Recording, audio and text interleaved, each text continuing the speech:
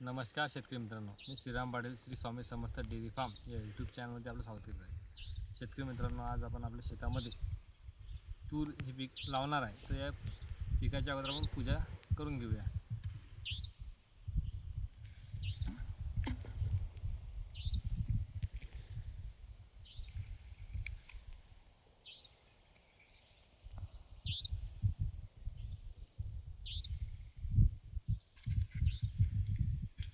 शेतकरी मित्रांनो, दरवर्षी आपण चारू तूर लावत असतो. आपल्यासमोर चारूचं पाकिट आहे.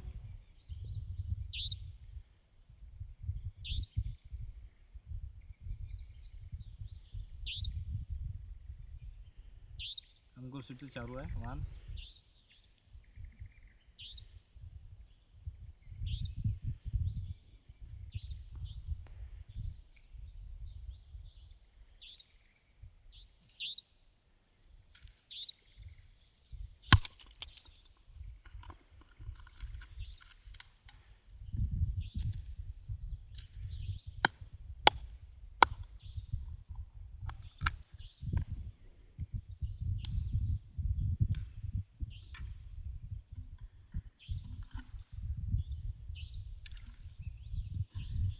आता आपल्या शेतामध्ये अशा प्रकारे पूजन झालेलं आहे. आता पुढील माहिती देत आहे मी आपण तूर पिकाबद्दल. हे सर्वप्रथम शेतकरी मित्रांनो, चारू हे वाण आहे. अंकुर सीडचं चारू वाण आहे. कॅमेरा झूम आपण पाहू शकतो. अंकुर सीडचं चारू वाण आहे. तर आपलं तुरीच्या 2 तासांतील अंतर हे 9 फूट आहे. आणि 1 नंबरची गेअरची आपण भिंगरी टाकलेली आहे टोकन यंत्रात.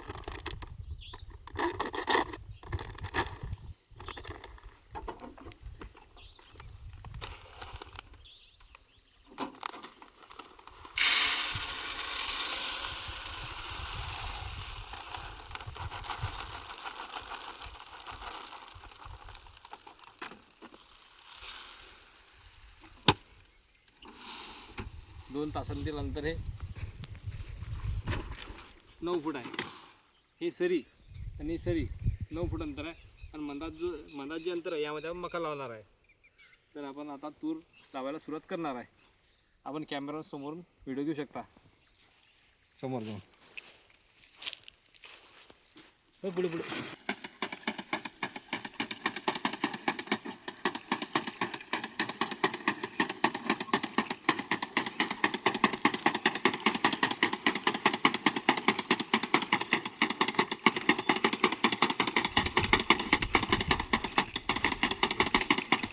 अशा प्रकारे आपण पूर्ण शेतामध्ये 9 फुटावरती तूर आणि मधात 2 मके येत असं यावर्षी नियोजन केलेलं आहे.